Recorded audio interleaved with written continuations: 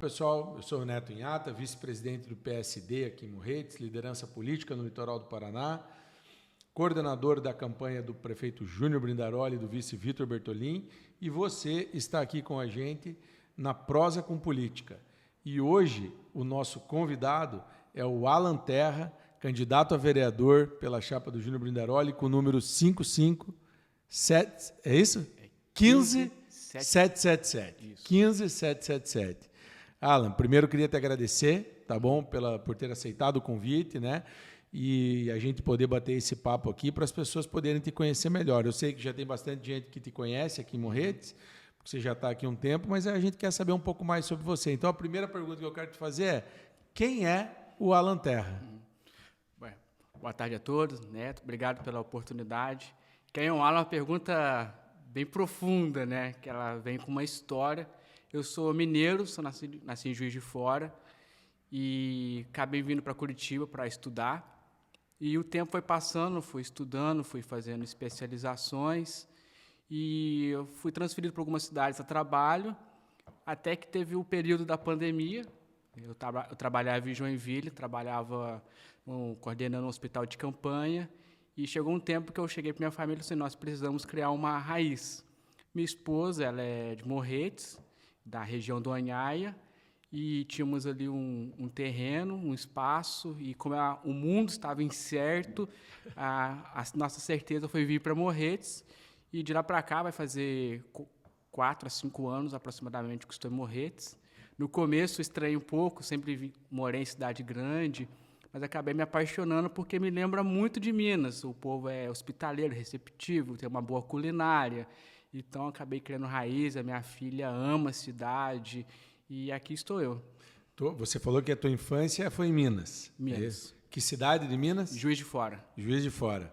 Cidade grandinha até, né? Isso. É uma cidade... Quantos mil habitantes tem Juiz de Fora? Na época que eu saí, já estava beirando ali os 400 mil. É, uma cidade grande, né? E aí veio ter essa experiência. Mas você falou que a tua esposa é de Morretes, mas como é que foi isso? Vocês se conheceram aonde? Homem do céu. As redes sociais nos aproximaram. Olha só! Eu escrevi um artigo científico, né, e publiquei na internet, e ela foi tirar uma dúvida comigo. Eu vi a foto dela, vi que ela era muito bonita. Eu falei assim: opa, né? Eu sou um pouco desprovido de beleza, eu vou caprichar aqui na resposta para ela. Aí eu fiz ali um maior texto científico, assim, ela mandou assim: eu não entendi nada.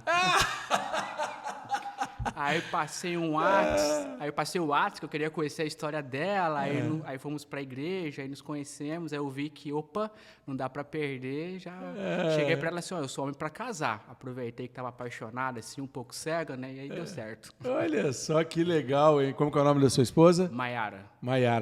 E ela é de Morretes? Ela é Morretes. Mas na época que vocês se conheceram, você falou que foi pelas redes sociais. Isso. Mas daí, tipo, ela estava em Morretes. Estava em Morretes. E você estava em Curitiba. Você estava em Curitiba já estava mais próximo aí, exato. Então, né?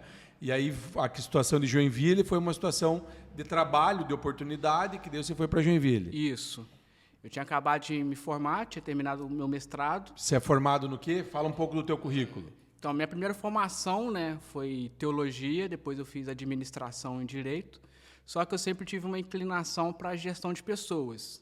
Aí, então, eu comecei a me aprofundei em psicanálise, aí fiz ali pós-graduação em psicologia clínica e comecei a me aventurar na área e comecei a me apaixonar pela área da neurociência, fui me especializando até começar o meu doutorado, que é dentro da área de neurociência comportamental, e fui trabalhando dentro da área administrativa, mas sempre voltado em gestão de pessoas, em cuidar de vida, saúde mental. Aí foi quando eu me descobri. Você está fazendo doutorado nesse momento? Sim. É isso? Isso. Estou fazendo o famoso sanduíche com uma universidade americanizada. Mas você vê, né? Nós temos em Morretes um candidato a vereador que está formado, 2 formações? 3. 3 formações, pós-graduação, especialização e agora fazendo doutorado. Isso. É isso que eu chamo de qualificação da política. Que bom, seja bem-vindo à política. Um cara como você, com certeza, tem muito a qualificar, a nos ajudar muito aí. Legal, aí já entrando nesse ponto, eu queria saber o seguinte de você. Você teve a infância em Juiz de Fora, né? E aí estudou lá, tal. Como é que foi, em que momento que você acredita, ou qual foi a conjuntura, ou qual foi o momento, ou qual situação, qual circunstância que te conectou à política? Que você viu assim, opa, tem um pezinho aí na política, tem alguma coisa que está mexendo comigo, que eu estou gostando. Como é que foi isso? A política sempre mexeu comigo, tanto que o plano B era a ciências políticas. Opa! E dentro do mestrado ali na área de filosofia, sempre foi minha paixão ali, os debates e tudo. E a política sempre esteve na minha história, só que eu era dos bastidores, né? E teve uma frase de Martin Luther King que mexe muito comigo, que fala assim, eu não me preocupo com os gritos dos maus, mas com o silêncio dos bons. E eu estava há muito tempo ali preocupado com o pessoal que fica digitando texto na internet, gritando, falando de política, enquanto a política está em tudo. E foi com o momento que eu falei assim, opa, eu posso fazer a diferença de alguma forma, desde redigir um projeto, auxiliar alguém, não só ficar nos debates, mas sim pôr a mão na massa. Sim. E foi aqui em Morretes que eu comecei a ver que dava para fazer diferença. Comecei a atender algumas crianças na área da neurodivergência e vi o tamanho da carência. Falei assim, opa, então eu posso sair do campo teórico para o campo prático. E a política, ela abrange todas as esferas sociais e as 3 principais que eu gosto, que é educação, saúde e cultura. Olha só, hein? Aí isso te motivou para você, né?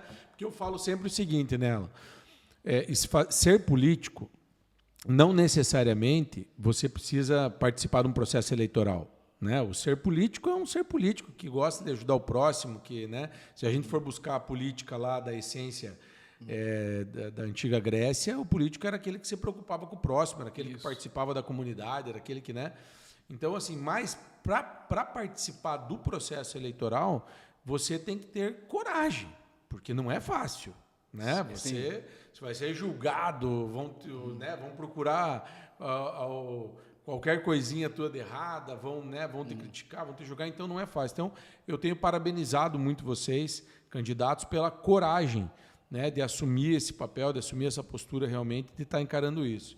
E aí eu queria perguntar para você o seguinte, Alan, dentro dessa pegada que você já atua, né, que tua formação ela é bem completa, né, você tem algumas áreas, como você falou, as áreas que você acredita assim, que você mais gosta de atuar, educação, saúde e cultura, né? Isso. E dentro disso, eu acredito que já são as suas bandeiras, vamos dizer assim, já são suas causas, né? Mas dentro disso tem teus projetos, tem teus sonhos, tem algumas coisas assim que são mais especiais dentro disso, dentro dessa estrutura organizacional que você está tendo acesso, que você está vendo da gestão pública. O que você podia contar para nós assim um pouco disso? De alguma ideia, de algum projeto, de algum sonho, de alguma coisa que realmente mova aí o Alan dentro dessa caminhada? Eu vou partir então para o carro-chefe mesmo, que é a questão da saúde mental, né? A doença do século XXI hoje é a depressão, a ansiedade, fora diversas neurodivergências que estão ocorrendo. E hoje eu escutei muita desculpa assim, precisa do CAPS, precisa disso. Hoje, pelo contingente, pela estrutura, não conseguimos implantar um CAPS. Não porque, então, uma clínica multidisciplinar que possa desafogar. Não porque conectar profissionais que possam fazer um filtro. Por exemplo, nós vamos para as zonas rurais, o índice de pessoas com esquizofrenia, famílias que não sabem como lidar, é gigantesco. Boletins de ocorrência, porque eles não têm uma válvula de escape. Eu falei assim, então por que então algo que é uma realidade no momento? Um ambiente multidisciplinar que consegue fazer uma conexão. Outra coisa que eu sou apaixonado é a questão da inclusão. Quando eu olho para uma criança, eu olho para um cidadão, eu não olho para o CID, eu olho para uma pessoa, e nós temos que incluir essa pessoa e trabalhar com ela. Eu olho muito assim, a importância de ter uma secretaria de inclusão para preparar o professor, preparar os profissionais, para atender cada pessoa com a sua divergência e auxiliar a família nesse processo. E são projetos que não são caros, basta você ter a capacidade de querer fazer e realizar, que nós temos profissionais qualificados na cidade para isso. É mais a questão dos profissionais mesmo, né? E eu não tenho dúvida que são projetos essenciais, fundamentais, porque realmente nos dias de hoje dificilmente você vai encontrar numa família que não tenha alguma pessoa, alguma criança tal com algum tipo de necessidade especial e que exige muito isso. E é uma coisa muito nova realmente assim para lidar com isso, né? Então existe muito isso e por isso que profissionais como você são fundamentais dentro desse processo. Aí eu queria saber de você também o seguinte, hoje você já atua na área, certo? Sim. Você está atuando hoje na área aqui em Morretes. Quando você está atuando na área aqui hoje, você vai conversando e conhecendo as pessoas, você vai, né, enxergando isso e tal. Como é que você está vendo assim, a percepção das pessoas com relação ao desenvolvimento disso no município? A gente vê isso, a gente vê melhoras, a gente vê sinais positivos, a gente vê sinais negativos. Como é que você está vendo isso? Eu vejo dois tipos de pessoas. A não informada, tá? Que não tem informações do que está acontecendo no município, sempre com pensamento negativo. E as pessoas que buscam informação, como está sendo o trabalho nessa área na cidade. Quando nós conversamos com as pessoas, falamos de projeto, explicamos como funciona um processo, por exemplo, de laudo, que é delicado, é multidisciplinar, nós não temos profissionais qualificados dentro da cidade, tem que enviar, e o processo de fila é grande, as pessoas começam a compreender e começam a entender que os profissionais estão fazendo o possível. E essa é a importância das pessoas terem a informação correta. Sim. Enquanto muitos estão gritando por ódio na internet, na rede social, criticando, isso acaba atrapalhando a questão de informar as pessoas como é o passo a passo. Então, quando as pessoas descobrem como que é o processo, como que é feito, o que a cidade tem feito, vamos esperar e entendemos que não dá para mexer agora, porque isso vai atrapalhar, vai mudar a gestão, vai mudar as pessoas, isso vai atrapalhar mais aí no processo que já é longo por natureza. Sendo público ou privado, é uma estrada muito longa. Eu sempre falo para os pais assim, existem 3 processos. O que eu estou suspeitando, o que eu estou investigando e o que eu vou tratar depois de descobrir o que eu tenho. Então, esses processos, cada um é uma fase, cada um tem um tempo. Repita isso que é importante. São 3 processos. São 3 processos. Quando eu desconfio que tenho algo, o meu filho tem, o processo de investigação, estou investigando o que o meu filho tem, é com um processo aí multidisciplinar, e quando descobrimos de fato o que ele tem. Então, são 3 processos com vários profissionais. Não é algo do dia para a noite. Isso se aplica muito na política dentro da cidade. É o processo de descobrir qual que é o problema na cidade. Como vamos encontrar profissionais para sanar o problema e começar a tratar o problema. Quando as pessoas entendem isso, parece assim que a venda dos olhos cai e eles começam a acreditar no projeto. É por isso que eu falo sempre o seguinte, né, que a informação ela é um remédio para curar muita coisa. Isso. Porque né, infelizmente, quando a gente tem a desinformação, né, que além de, às vezes, as pessoas não terem a informação correta, elas têm a informação errada. E aí, né, se gera muito ódio, se gera muita... Né, aproveitando isso, já que você é um cara dessa parte também, da neurociência, né, da psicologia, que você tal... Hoje, a gente tem assim, uma influência muito grande na sociedade pelas redes sociais. Né? A gente tem uma influência muito forte disso. Nós estamos aqui em plena campanha e a gente está tendo a oportunidade de usar essa ferramenta para que a gente possa fazer isso. Eu tenho sempre assim, um olhar assim, que, como em tudo na vida, tem seu lado bom e seu lado ruim. Né? Seu lado bom porque tem muita coisa boa, tem muita informação positiva, mas, ao mesmo tempo, tem muita coisa ruim e as pessoas absorvem isso. E você vai estar falando aqui, não só comigo, Alan, você vai estar falando com eleitores, possíveis eleitores, pais, que têm crianças pequenas, né, que têm filhos pequenos.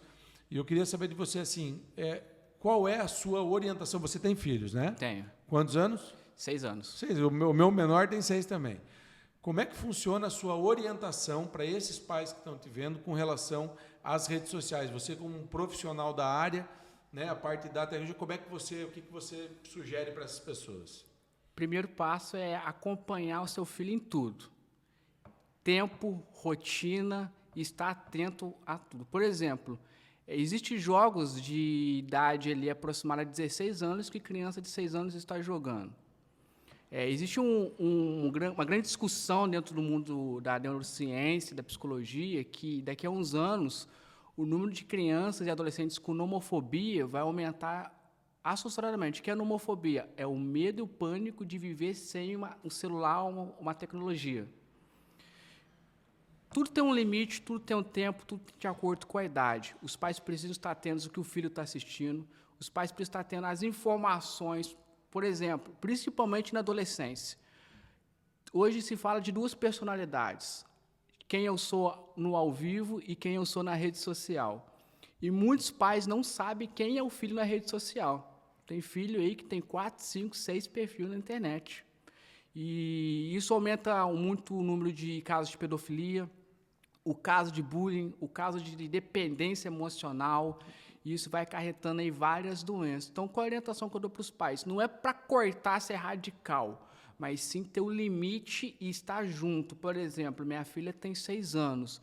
Eu preciso estar junto com ela, ver o que ela está assistindo, explicar a ela o porquê não assistir um desenho. Não é falar para filha, não assista. Filha, não assista porque esse desenho não é da sua idade, não é para você, tem isso aqui de errado, para ela compreender e você desenvolver uma inteligência emocional.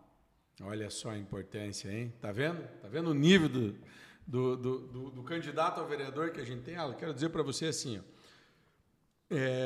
eu já tive a oportunidade de te conhecer um pouco, eu já achei você um cara assim, sensacional, e eu estou muito, muito feliz mesmo de você ter aceitado o convite de ser candidato a vereador.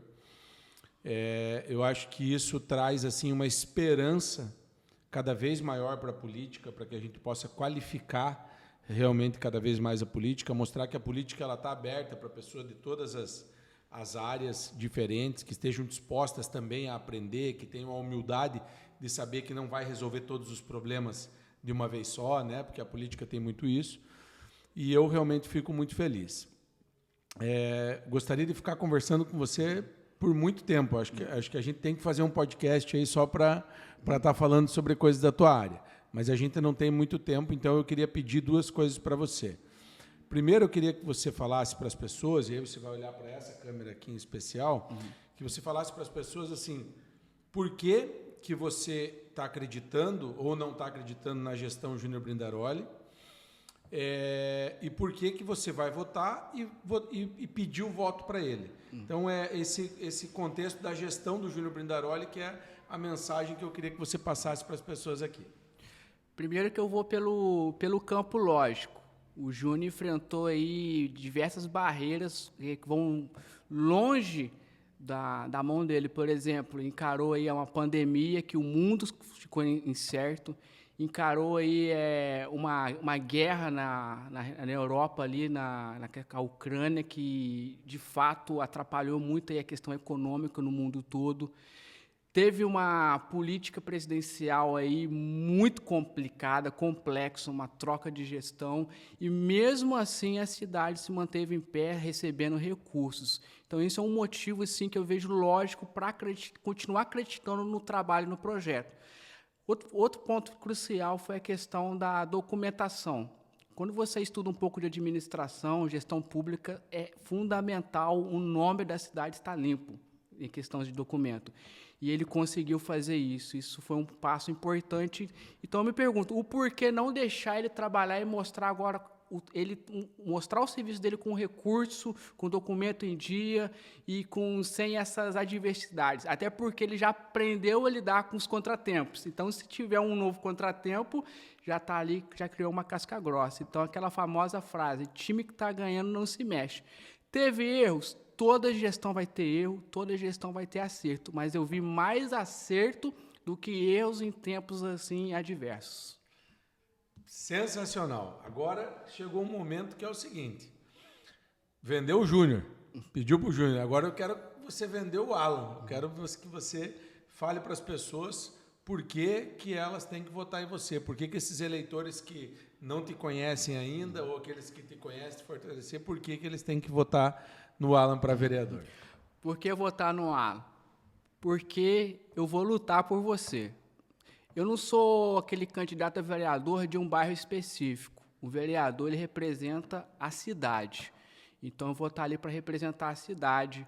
Eu estou levantando, sim, a bandeira da questão da saúde mental, estou levantando a bandeira ali do TEA, do TDAH, da criança disléxica, da criança com disgrafia, da pessoa que está com esquizofrenia, precisando aí sair da fila.